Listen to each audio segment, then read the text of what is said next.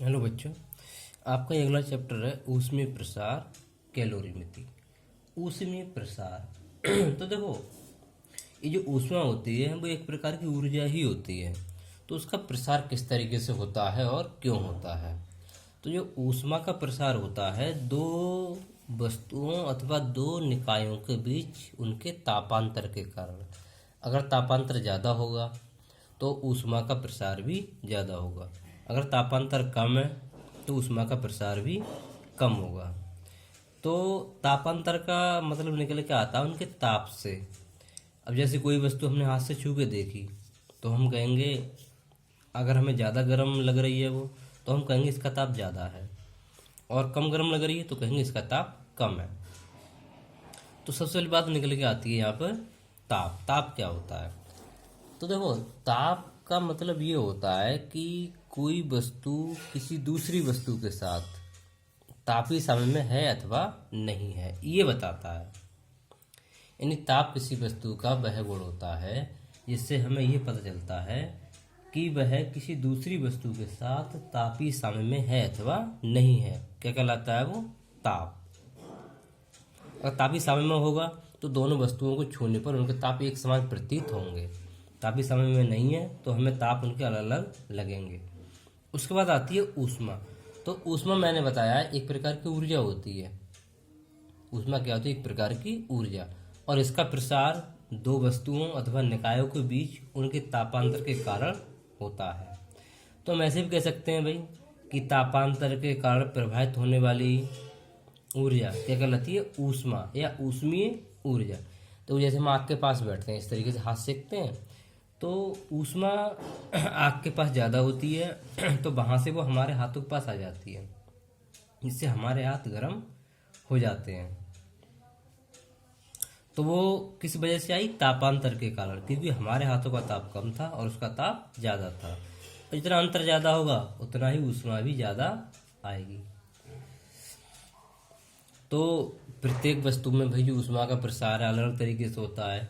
तो हम देखते हैं यहाँ पर ठोसों का ऊष्मीय प्रसार। ठोसों का ऊष्मीय प्रसार।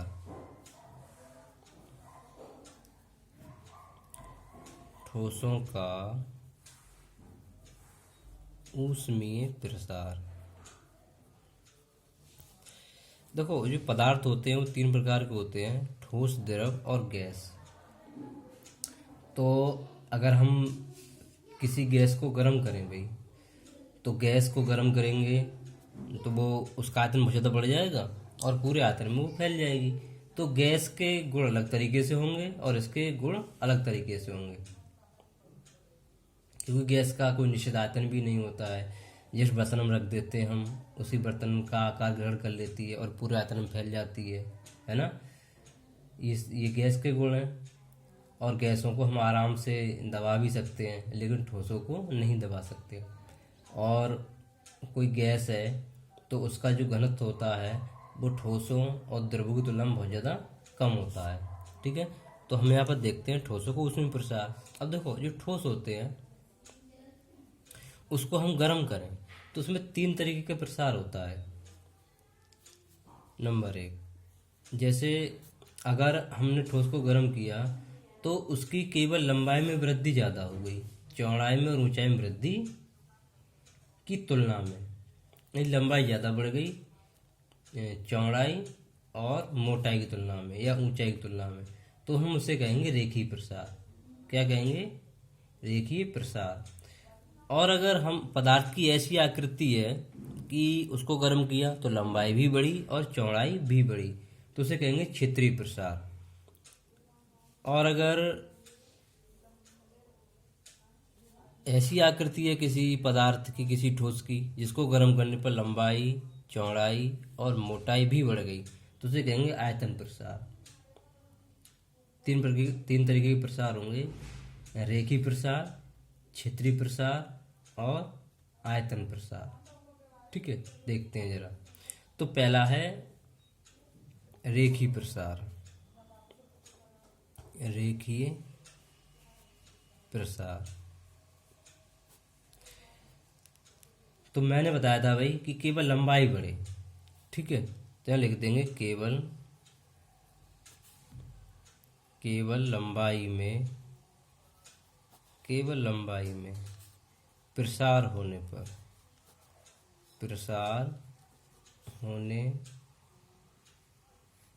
पर केवल लंबाई में प्रसार होने पर रेखीय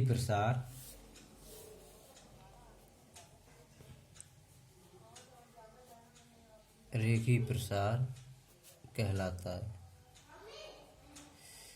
देखो कहने का मतलब ये हुआ कि पदार्थ की आकृति ही ऐसी है, जैसे कोई तार है, तो तार को अगर हम गर्म करें तो उसमें सबसे ज़्यादा लंबाई में तो वृद्धि होगी, तो उसमें जो प्रसार हो रहा है वो कहलाएगा रेखीय प्रसार। ठीक है, तो इसका जो फार्मूला होता है रेखीय प्रसार का,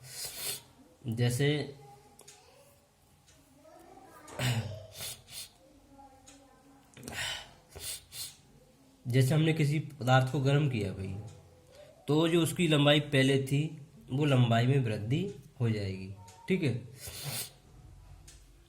लंबाई वृद्धि हो जाएगी, तो हम लिखते हैं जरा,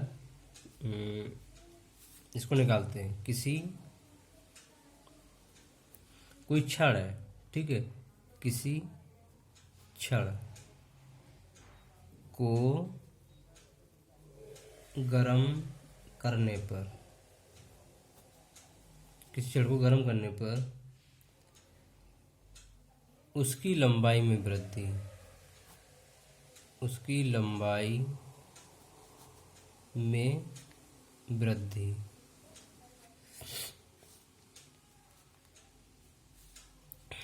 प्रारंभिक लंबाई तथा ताप वृद्धि के अनुक्रमानुपाती होती है।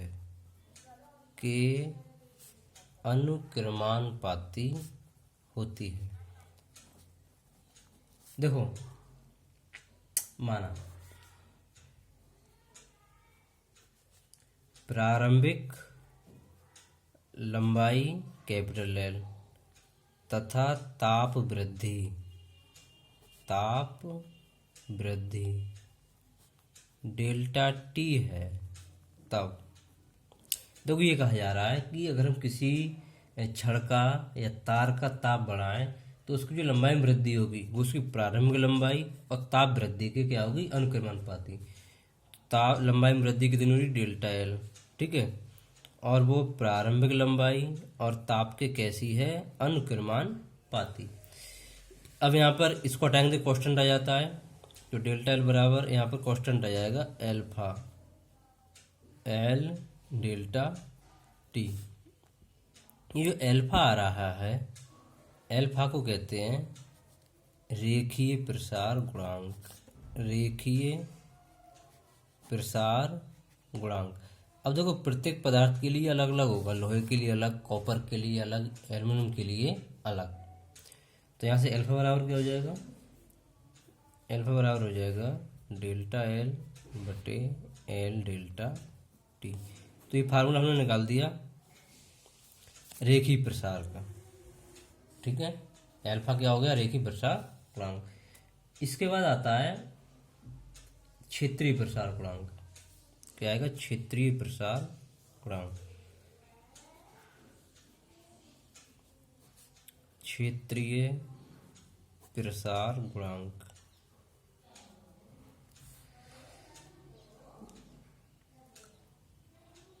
इसका मात्रक निकालें तो क्या आएगा, मात्रक और लिख दो। देखो लंबाई का मात्रक मीटर, इसका मात्रक मीटर, मीटर कट गया, बचा क्या, डेल्टा टी, यानी ताप बचा। ताप का मात्रक क्या होता है, डिग्री सी, तो 1/1 डिग्री सी या प्रति डिग्री सी, ये मात्रक हो जाएगा इसका। अब है क्षेत्रीय प्रसार गुणांक। तो देखो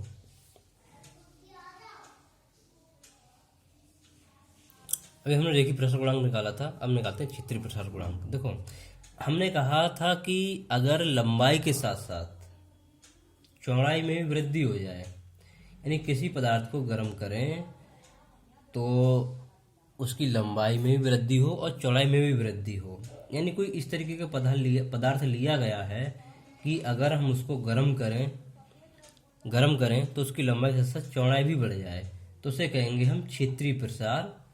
क्या कहेंगे? क्षेत्रीय प्रसार। हमारी बात, क्षेत्रीय प्रसार।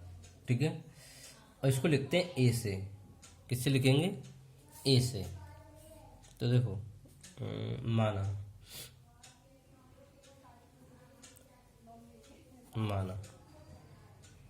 किसी पटल, कोई ऐसी आकृति ली गई है, इसकी लंबाई और चौड़ाई दोनों में वृद्धि होगी।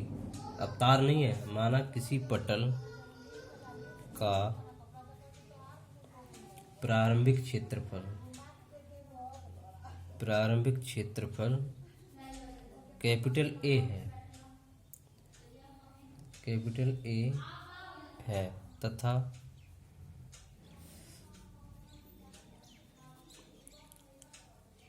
ताप में वृद्धि डेल्टा टी है। अब देखो हमने क्या किया, डेल्टा टी ताप में वृद्धि कर दी, तो जो कहना चाहिए क्षेत्रफल में वृद्धि होगी वो उसके ताप वृद्धि और प्रारंभिक क्षेत्रफल की हो जाएगी अनुक्रमानुपाती, ऊपर वाले की तरह। तो यहाँ लिख सकते हैं डेल्टा ए अनुक्रमानुपाती ए गुणा डेल्टा टी। इसको हटाएंगे फिर एक कांस्टेंट आ जाएगा, तो डेल्टा ए बराबर, अब कांस्टेंट आ जाता है बीटा ए डेल्टा टी। तो बीटा बराबर क्या हो जाएगा? डेल्टा ए बटे और ए डेल्टा टी। ये जो बीटा निकल के आ रहा है इसे कहते हैं क्षेत्रीय प्रसार गुणांक। बीटा को क्या कहते हैं? क्षेत्रीय प्रसार गुणांक। क्षेत्रीय प्रसार गुणांक। इसी तरीके से एक होता है आयतन प्रसार गुणांक। क्या होता है? आयतन प्रसार गुणांक। तो भाई ये किस में होगा? ये उसमें हो जाएगा जिसका कि जो कि ऐसी आकृति होगी जिसको हम गर्म करेंगे तो उसकी तीनों विमाओं में वृद्धि हो जाएगी, लंबाई में भी, चौड़ाई में भी और ऊंचाई में भी। आयतन प्रसार गुणांक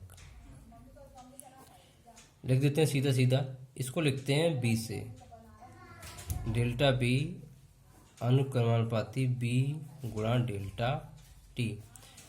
कांस्टेंट हटाएंगे यहाँ पर, तो यहाँ आ जाएगा गामा और ए गुणा डेल्टा टी।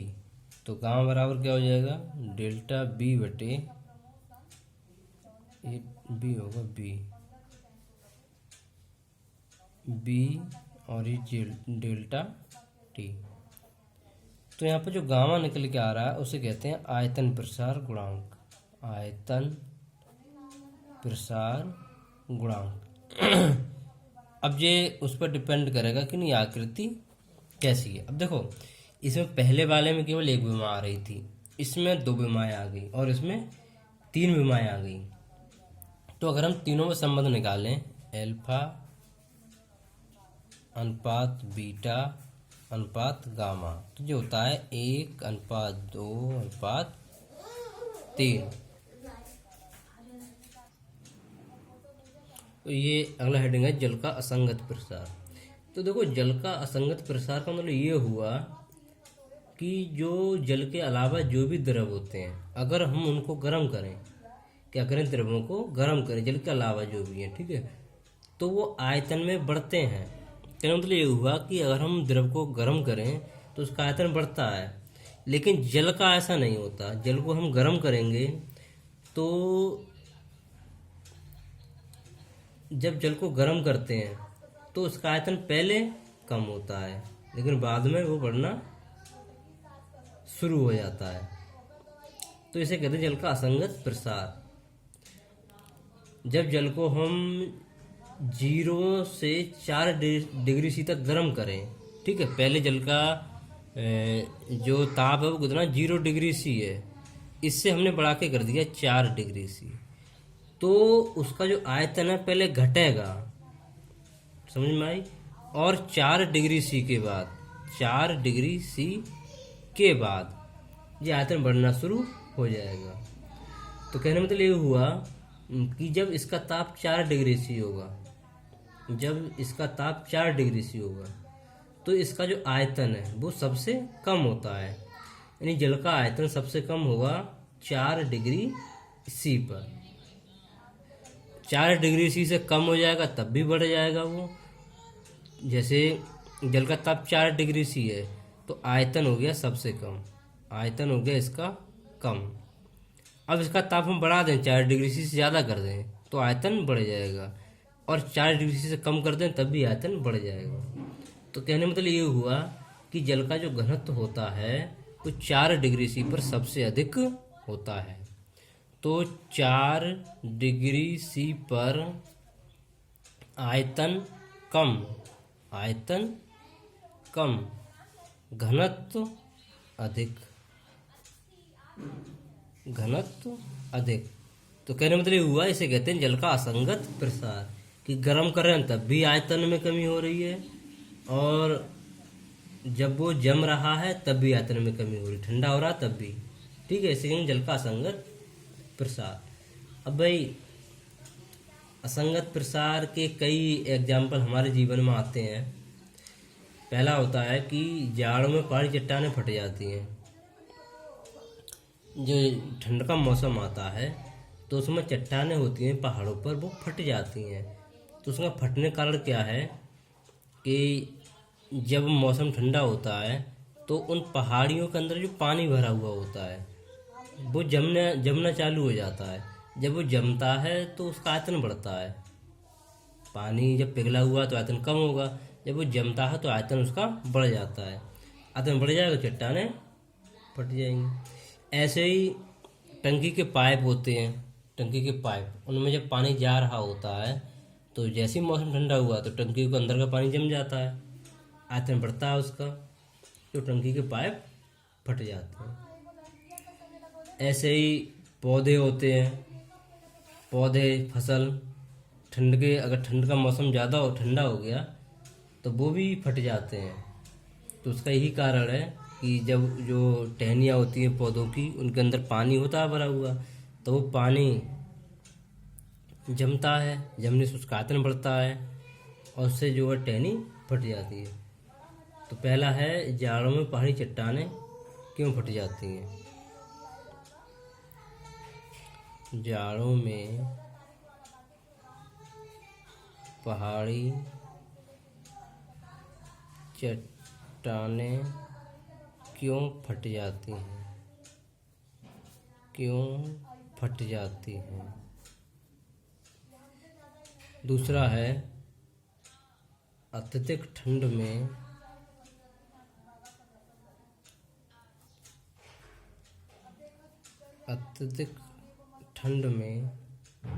जल ले जाने वाले पाइप फट जाते हैं, पाइप फट जाते हैं। तीसरा है पौधों के अंदर, तीसरा है पौधों के तने अत्यधिक ठंड में फट जाते हैं, अत्यधिक ठंड में फट जाते हैं। ठीक है, तो मैंने बता दिया है, आप लोग वहाँ से याद इनको कर लेंगे। क्यों फट जाते हैं, क्योंकि जल जम जाता है इसलिए आयतन बढ़ जाता है, फट जाते हैं। ऐसे यहाँ पर भी जमने की वजह से आयतन बढ़ गया, फट गए। ऐसे यहाँ पर पौधों के अंदर भी पानी है, उसका आयतन बढ़ गया, वो जम गया, जमने से आयतन बढ़ गया तो वो फट जाएगा। इसके बाद आती है ऊष्माधारिता। ऊष्माधारिता,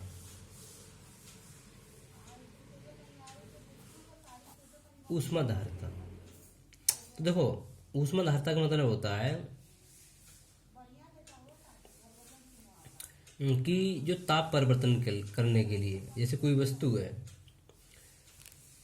तो उस वस्तु को हमने कोई ऊष्मा दी, तो जो दी गई ऊष्मा है उसके ताप में परिवर्तन करने के लिए अवशोषित अथवा निकाली गई ऊष्मा क्या कहलाएगी? उस पदार्थ की ऊष्मा धारता। कहने का मतलब ये हुआ कि किसी पदार्थ को ऊष्मा दी गई है तो उस पदार्थ ने कितनी ऊष्मा ग्रहण करी अथवा बाहर निकाली, वो कहलाएगी ऊष्मा धारता। अब ये डिपेंड करेगी उसका ताप पहले कितना था, उसका द्रव्यमान कितना था, वो कहलाएगी उसकी ऊष्मा धारता।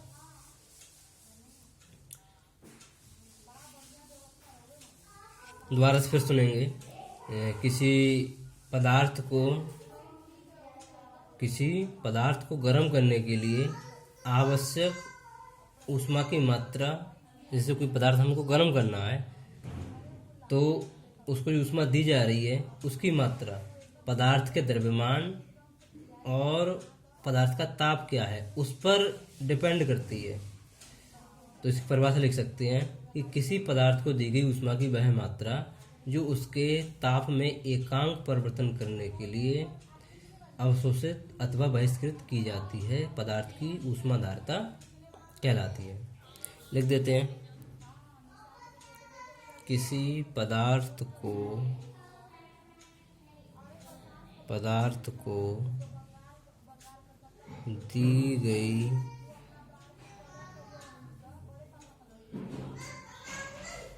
ऊष्मा की वह मात्रा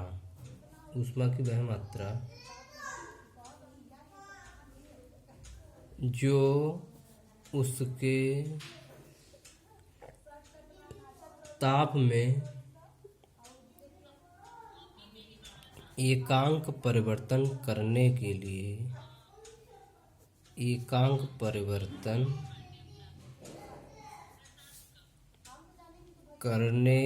लिए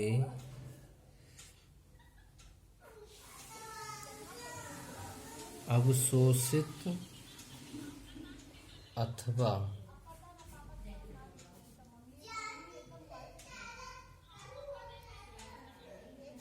बहिष्कृत की जाती है।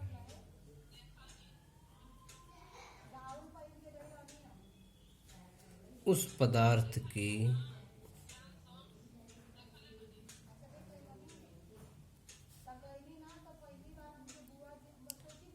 ऊष्मा धारता कहलाती है। ऊष्मा धारता कहलाती है। सूत्र इसका लिख देते हैं भाई। ऊष्मा धारता सूत्र होता है ऊष्मा धारता S बराबर डेल्टा क्यू बटे डेल्टा टी। ये दोनों भाई डेल्टा क्यू मतलब है ऊष्मा में परिवर्तन बटे ताप में परिवर्तन। एक होती है भाई विशिष्ट ऊष्मा, ये बड़ा इंपॉर्टेंट है। विशिष्ट ऊष्मा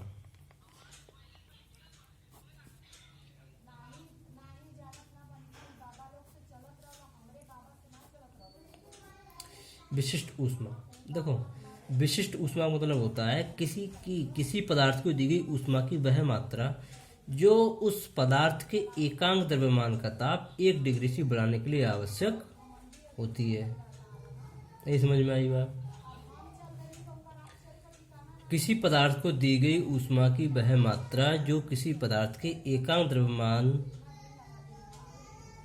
का ताप परिवर्तन करने के लिए आवश्यक होती है, उसे कहते हैं विशिष्ट ऊष्मा। सूत्र लिख देते हैं इसका। माना स्मॉल m द्रव्यमान के किसी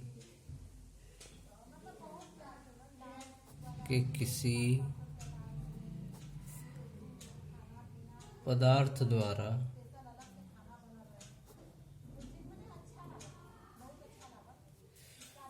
डेल्टा टी ताप परिवर्तन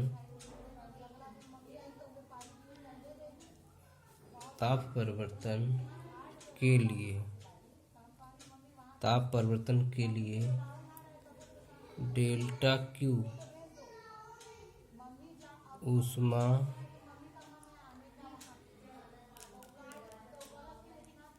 की मात्रा पदार्थ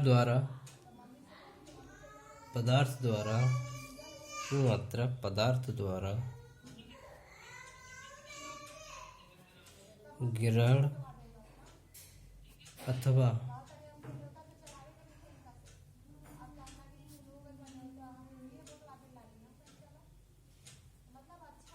बहिष्कृत की जाती है। तब क्यू ऊष्मा दी हमने, तो दी गई ऊष्मा, उसका द्रव्यमान कितना है और उसका ताप कितना है, इन दोनों की कैसी हो जाएगी अनुक्रमानुपाती। तो हटाएंगे इसको, एक क्वेश्चन रह जाएगा सी, तो m डेल्टा टी। तो सी है पदार्थ की विशिष्ट ऊष्मा और सी बराबर हो जाएगा डेल्टा क्यू बटे m डेल्टा टी। अगर मैं यहाँ पर लिख दूँ m बराबर 1 किलोग्राम और डेल्टा टी बराबर 1 केल्विन, तब सी बराबर क्या हो जाएगा डेल्टा क्यू। तो यहाँ से परिभाषा निकल के आएगी कि किसी पदार्थ की विशिष्ट ऊष्मा की वह मात्रा है जो किसी पदार्थ के एकांक द्रव्यमान के ताप में एकांक परिवर्तन करने के लिए आवश्यक होती है।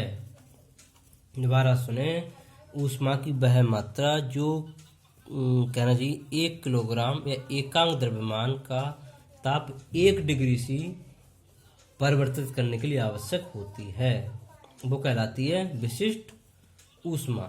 मात्रक होता है इसका जूल प्रति मोल केल्विन, जूल प्रति मोल केल्विन इसका मात्रक हो जाएगा। और भी मात्रक हैं, कैलोरी प्रति ग्राम डिग्री सी है, किलो कैलोरी प्रति किलोग्राम केल्विन है, जूल प्रति किलोग्राम केल्विन है। इस तरीके से मात्रक हो जाएंगे। ओके।